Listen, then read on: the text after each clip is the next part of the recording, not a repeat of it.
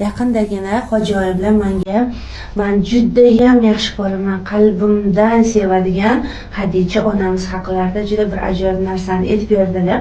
Hozir iltimos qilaman, buni ham sizlarga aytib berishlarini. Hadicha onamiz haqlarida aytib berganingizni aytib bering hoji oyijon. Hadicha onamiz mo'minlarning onalari. Hammamizni onamiz. Biz u zotni yaxshi ko'ramiz. Nega? Alloh taolo Hadicha onamizga shunday sifatni berganki, shunday go'zal taqdirni berdiki, Rasululloh sallallohu alayhi vasallam 25 yoshlarida Hadicha onamizga uylandilar, ular 40 yosh edilar. Allohning bir hikmati bilan ular 25 yil Hadicha onamiz bilan hamma havas qiladigan go'zal hayot kechirdilar. 6 farzand ko'rdilar. Hadicha onamiz zamonaning eng boy ayol edilar. O'zlari Shomga, ya'ni Suriya davlatiga yilda 2 marta karvon jo'natdilarda Makkadan. Hamma Makkadagi boylar bitta yig'ilib turib karvon jo'natsa, bu Hadicha onamiz o'zlari bitta karvon jo'natardilar. Shu darajada boy edilar. U zot Rasululloh sallallohu alayhi vasallamni shunaqa yaxshi ko'rdilarki, Rasululloh sallallohu alayhi vasallam uchun ya Alloh taolo u zotni payg'ambar qilganlardan keyin butun mol-mulklarini, butun mehrlarini, butun kuchlarini Rasululloh sallallohu alayhi vasallam uchun, ana shu islom uchun safarbar qildilar. Endi Rasululloh sallallohu alayhi vasallam tahannus ibodatida Nur tog'ida bo'lardilar. Go'da o'zlari bilan oziq-ovqat olib ketib, ko'plab pullar qolib ketardilar. Shunda Hadicha onamiz bitta xizmatchini yollab, mana qo'llarida qancha xizmatchi bor edi. Mana shuni Rasulullohga oziq-ovqatni olib borgan desalar bo'lardi. Lekin o'zlari xizmat qilardilar. Va o'zlari qo'llarida ovqat olib, Rasulullohga yemish olib, har kuni o'sha Makkadan ma'lum bir kilometr uzoqlikda bo'lgan Nur tog'iga borib, toqqa chiqib Rasulullohga oziq-ovqat olib borardilar. Nega? Yaxshi ko'rganlari uchun, xizmatlarini Alloh rizoligi uchun, o'zlariga Rasulullohga xizmat qilishni sharaf deb bilganlari uchun. Endi hammangiz bilasiz, Rasululloh sallallohu alayhi vasallam payg'ambar bo'lganliklaridan keyin bu dinni osonlikcha qabul bo'lgani yo'q. O'zlarining amakilari, qarindosh urug'lari, juda ko'p insonlar ularga qarshilik bo'ldi, aziyat chekdilar qarindosh urug'laridan va mushriklardan. Shunda qachon xafa bo'lib kelsalar, Hadicha onamiz o'z sevgilari bilan Rasululloh sallallohu alayhi vasallamga boradilar, dono vazir bo'lib, yaxshi maslahatchi bo'lib Rasululloh sallallohu alayhi vasallamga omon bo'ladilar. Shuning uchun aytishardi, agarda bu dunyoda insonga jannat bo'lsa, Rasululloh sallallohu alayhi vasallamga Hadicha onamiz jannat bo'ladi. Aytardilarki, menga Hadichaning muhabbati berilganda, men Hadichani yaxshi ko'rganlarni ham yaxshi ko'raman deydilar. Shuning uchun sizga aytardim, men Hadicha onamizni yaxshi ko'raman, sen ham yaxshi ko'rgan. Keyin Rasululloh sallallohu alayhi vasallam Hadicha onamizga jannat xushxabarini aytganlar. Qachon? O'sha tog'ga Rasululloh oldilariga ovqat ko'tarib chiqayotganlarida Jabroil alayhissalom xabar berganlar. "Ya Rasululloh, Hadicha kelyapti. Qo'lida ovqat bor, qo'lida idish bor, ovqat bor, unda ichimlik bor. Hadichaga Alloh taoloning salomini, meni salomimni yetkazing va Hadichaga jannatda lulu va marjonlardan qurilgan chiroyli qasrni xabarini bering. U qasrda shovqin-suron ham yo'q" deganlar. Demak, hayotliklarida jannat xushxabarini olgan jannat sayyidasi Hadicha onamiz bu imkonni, Allohning bu salomini, Allohning bu mukofatini nima uchun oldilar? Alloh rasuliga, turmush o'rtoqlariga chin dildan xizmat qilganlik orqasidan oldilar. Rasululloh sallallohu alayhi vasallamni emizgan onalar Halima ona keldilar. Mana uylarimizga mehmon keladi. Shunda turmush o'rtoqlarimiz, erlarimiz bizga qarab turadi. Qanaqa kutib olar ekan, chiroyi ochiq bo'larmikan deb kutib oladi. Va ba'zi bir erkaklar ikkita o'rtog'ini uyiga olib kela olmaydi ayolini fe'lidan. Halima onamiz kirib keldilar. Rasululloh sallallohu alayhi vasallam "Keling onajon" deb xursand bo'ldilar va eynlaridagi kiyimlarini yechib Halima onani tagiga to'shadilar. Qanday farzand? shunda kiyimini yechib onasini otasini tagiga tashlaydigan farzandlar bormi? Hamma ham shundoq qilolmaydi. Voy kiyimim chang bo'ladi deyishi mumkin. Rasululloh emizgan onalari uchun kiyimlarini yerga to'shadilar. Keling onajon. Hol ahvol so'radilar. Juda qiyin. Qurg'oqchilik, qahatchilik, juda qiynaldik dedilar. Rasululloh sallallohu alayhi vasallam achindilar, xafa bo'ldilar. Shunda Xadija onamiz 40 ta qo'y berdilar. Halimoniga bitta tuyani oziq-ovqatni tuyani ustiga jamlab berdilar. Xadija onamiz berdilarki, bundan Rasululloh juda xursand bo'ldilar. Mana shu narsani Rasulullohni xursandchiliklari uchun qildilar.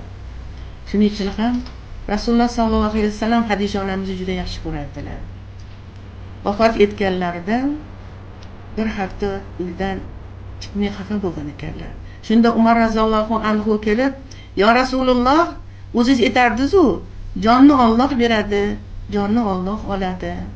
Nega endi shuni bilgandan keyin xafa bo'lib, ko'cha chiqmay o'tiribsiz?" Shunda u zot aytgan ekanlar, "Ey Umar, Xadija meni turmush o'rtog'im edi, maslahatchim edi, dardkashim edi, bolalarimni onasi edi" degan ekan. Mana shu erkak odam ayolini mana shunday e'tirof qilishi uchun ayol qanchalik eriga mehr berishi kerak. Qarang, Rasululloh sallallohu alayhi vasallam Makkadan Madinaga hijrat qilib ketganlaridan keyin ma'lum yillardan keyin Makkani fath qildilar. Va shu Makkada bir kecha qoladigan bo'lishdi. Shunda ansorlar, ya'ni madinaliklar, Rasulullohning yordamchilari ansorlar deyilardi, maslahat qilishyapti. Rasululloh bugun qayerda tunarkinlar? O'zlarini uylarini, Xadija onamiz bilan yashagan uylarini kofirlar olib qo'ygan bo'lsa, nima qilsa ekan? O'sha uyni sotib olsaymi ekan? O'zlarini tug'ilgan uylari ham hozir yo'q bo'lsa, qayerda yotarkinlardan maslahat qilishdi. Yoki Makkada qolarmikinlar, yo Madinaga ketarmikinlar. Shunda Rasululloh chiqdilar. "Siz meni bugun qayerda tunashimni o'ylayapsizmi? Makkada qolish, Madinaga ketishimni o'ylayapsizmi? Men Madinaga ketaman. Lekin bu kecha menga Xadijani qabrini oldiga chaylab qurib bering. Men Xadijani yonida yotaman" dedilar. Qarang, mana shuni eshitib sahobalar yig'lashdi. Buni eshitgan men ham yig'ladim. Muhabbatni qarang. Qanchalik hammamizga o'rnak bo'ladigan. Xadija onamizdan o'rnak olishimiz kerak, o'rganishga harakat qilishimiz kerak. Uyni turmush o'rtog'i uchun orom qila oladigan, unga do'st bo'la oladigan, vazir bo'la oladigan, uni ishiga shijoatlantira oladigan ayol bo'lishga harakat qilishimiz kerak. Shuning uchun umraga borganlarga maslahat berilarki, Xadija onaning qabrini ziyorat qiling. Allohdan so'rang. Jannatlarda Xadija onamizdan birga bo'lishni Allohdan so'rang. Buning uchun siz ham Xadija onaga o'xshang. Ulardagi yaxshi sifatlarni o'zingizga oling deyshadi. Biz Xadija onamizni yaxshi ko'ramiz. Chunki u zotni yaxshi ko'rsak, Rasululloh bizni yaxshi ko'radilar. Rasululloh nima dedilar?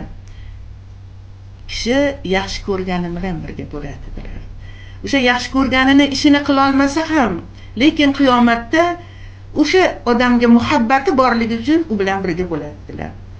Biz tom ma'noda Xadija onamizdek bo'la olmaymiz, ularning o'rnlarini bosa olmaymiz, lekin biz ularni yaxshi ko'ramiz. Ana shu muhabbatimizdan umid qilamizki, har qadamda iloji boricha Xadija onamizdan o'rnak olishga harakat qilamiz va jannatlarda ularga qo'shni bo'lishni Allohdan so'rayveramiz. Rahmat.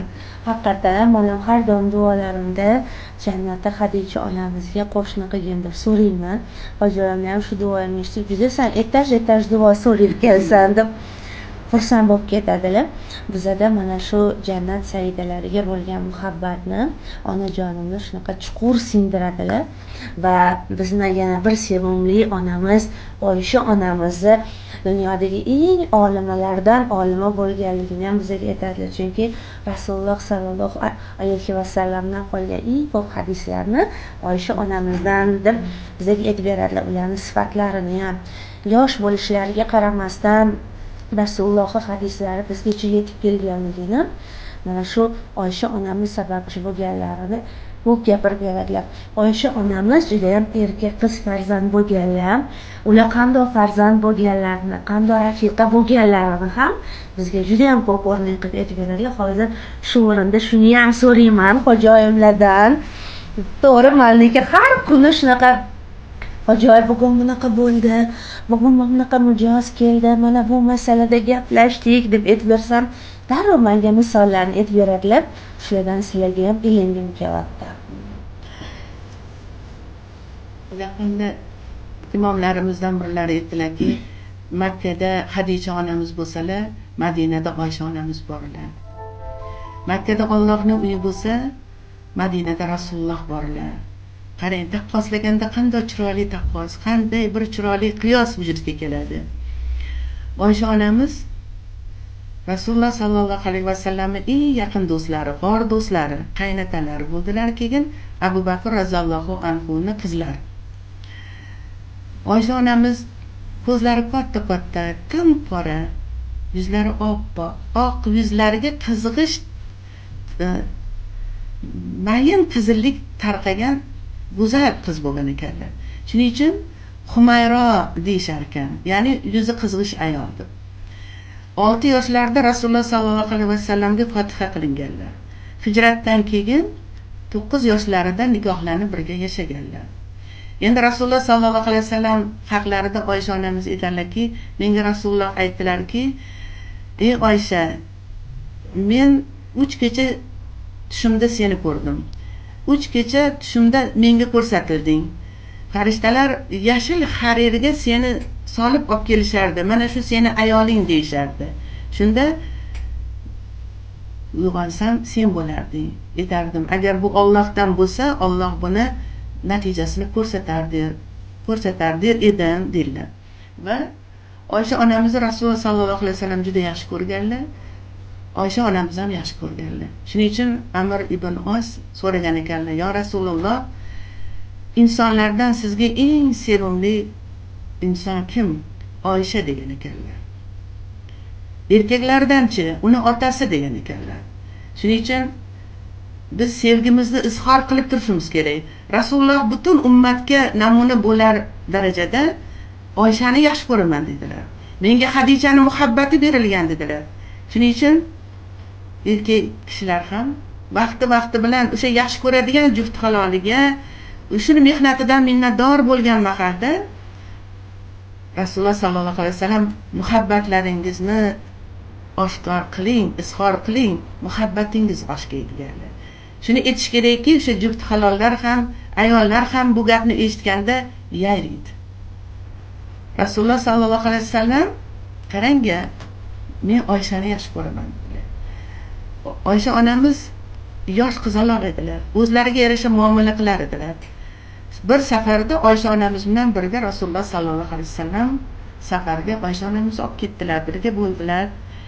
Sahroda ketishayotgan mahalda Oysha onamiz aytdilar, "Ya Rasululloh, bo'ynimdagi marjonim tushib qopti." Rasululloh to'xtadilar. Butun o'zlariga hamroh bo'lganlarni to'xtatdilar va ikkita odamni munchoqni topishga orqaga qaytardilar. Kuni bilan turishdi, kech bo'ldi. Shunda ba'zilar norozi bo'ldi va Abu Bakr roziyallohu anhuning oldiga borib, Oysha onamizdan shikoyat qilishdi. "Oyshani ko'rmaysizmi? Hammani tashvishga qo'ydi. Mana suvimiz ham tugadi. Namoz vaqti bo'lsa, nima qilamiz? Tahoratga suvni nima qilamiz?" Abu Bakr roziyallohu anhu Oysha onamizning chodiriga bordilar. Qarasalar, Rasululloh sallallohu alayhi vasallam Oysha onamizning tizzalariga boshlarini qo'yib uxlayotgan ekanlar. Shunda Oysha onamizga tanbeh berdilar. Oysha onamiz Rasululloh uyg'onib ketmasliklari uchun otalarini tanbehini va ularni Abu Bakr roziyallohu anhu biqinlariga qattiq turtdilar. "Meni hijolat qilding insonlarning oldida" deb. Shu og'riqqa ham chidab o'tirdilar, uyg'onib ketmasinlar deb. Bomdod mahali bo'ldi. Rasululloh uyg'ondilar. Shunda qarangga, shu paytda Allohdan bir oyat tushdi. Agar tahorat qilishga, g'usl qilishga suv topa olmasangiz, toza tuproqqa tayammum qiling degan tayammum oyati tushdi. Rasululloh sallallohu alayhi vasallam aytdilarki, "Ey Oysha, seni munchog'ing bunchalar ham yaxshi munchoq ekanki, uni barokatidan Alloh taolo meni ummatimga yengillik berdi dedilar.